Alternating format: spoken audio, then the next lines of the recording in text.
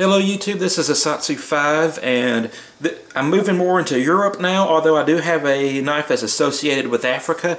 This is going to be kind of my German speaking region.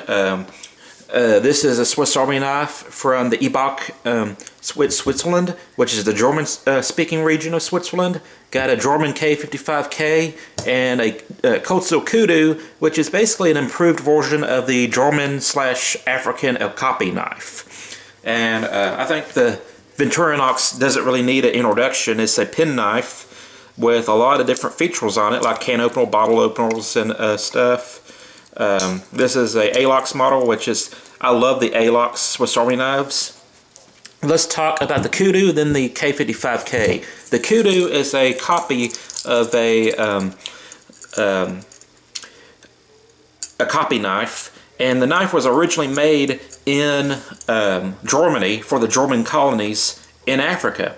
And it became very popular in Africa, and they originally moved the production to Africa, and they're still producing them in Africa, but they're really cheap, low-quality knives. Some things to note about the kudu and the okapi is very similar to the Spanish Navaja as far as the clasp spring and having the ratcheting system, the ratcheting locking system. And this was used as a weapon by you know, the lower class, and there's some people even today that can like pop these open really fast, almost switchblade or tactile knife speed. I haven't been able to master that technique, but a really cool thing about the okapi and the kudu is they're both very cheap, and as you can see, this one's scratched to hell, but they're very cheap knives, and you can cut really dirty things with them.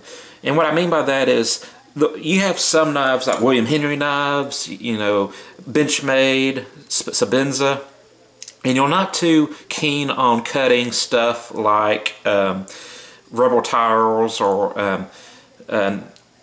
well, in this case, shingles. My dad was putting a roof on a building, and me and my brother were helping out at certain instances. We're at the beach, we're putting a shingle roof on or storage building, and you know, in between me and my brother walking on the beach and you know, stuff, we would help our dad with the shingles, and we didn't have anything to cut the shingles with except this knife. This is a good bait knife. That's the reason why we had it, was so when we were fishing we had something to cut bait with. And as you know, shingles has a lot of little rocks in it and tar and stuff. It's not something you want to use a nice knife to cut, because it's going to screw up your edge. Well, my brother used this knife to trim the shingles, and then he sharpened it on a cinder block. There's very few knives I know of that I'd be comfortable sharpening on a cinder block and not worrying about it. But yes, that's what he did. He cut the shingles with this knife, and then he took it on a cinder block. We have it on video, sharpened it up, and continued cutting. And that's what this knife really shines at, is like if you want to cut up bait or do something with your knife that you're afraid will screw up a more expensive, nicer knife, this is a good beetle, and it does the job extremely well. And like I said, like some places in Africa and Jamaica, I think, no, Haiti is a good weapon to have, that if you want to use it as a weapon, then throw it in a lake or ditch it somewhere. It's also known for that. Not saying you should do that, but it has that reputation. Now this is the knife I'm really interested in. This is a MacArthur K55K. This knife is like over 150 years old. I think it's 151, but it might be a little bit older than that now. This is a very early lockback knife. Predates World War I. Like I said, it's like 1860 something, I think. And I bought an aftermarket thumb stud.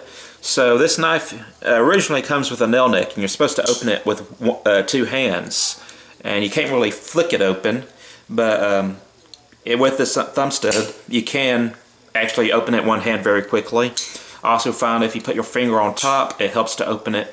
And so I put the thumb stud on there because I wanted to be able to open it with one hand and shut it with one hand. But this is a very old knife design. It was used in World War I, World War II, the Americans kind of discovered him in World War II and brought him back.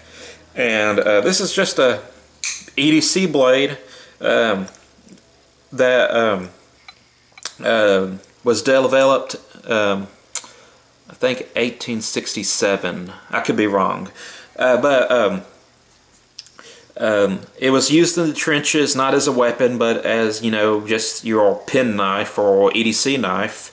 Very possible that Hitler could have had one of these. I don't know that for a fact, but it was a very, very common knife at that time. It's also called the Kaiser Wilhelm knife, and it also has a reputation of being a weapon to juvenile delinquents in the 1960s in the southern Bronx. So you don't necessarily need a tactile knife to do evil things, I guess is the point. But with this thumb stud, makes it one-hand operatable, makes it very comfortable to put your hand right there. And I'm going to have a specific review for both this knife and this thumb stud later. But this is by far one of the favorite cheap knives of the different regions of knives I'm exploring that I bought. I really enjoy this knife. It's super, super thin, has a nice blade shape to it, and it's lockable, and with this thumb stud you can open it. Now I also want to mention, of course my German audience will know this, this is 42 compliant if you take this thumb stud off, which means in Japan you can legally have a locking blade or you can have a legal one-hand opening blade, but you can't have a one-handed opening locking blade, or you can't have a locking blade that can open one-handed. So if you take this thumb stud off or just not buy one, you can legally own this and use it in Germany. So I thought I would throw that out there. It's a very weird law. Don't agree with it, but that's how it is over there. So I guess you could say my two favorite regional knives that are kind of in the peasant or common man category is these two for EDC purposes. This one's really thin. This one is you know, very utilitarian, has a lot of different functions on it, but I really like these two knives. So that's it on the Satsu 5, and I'm out.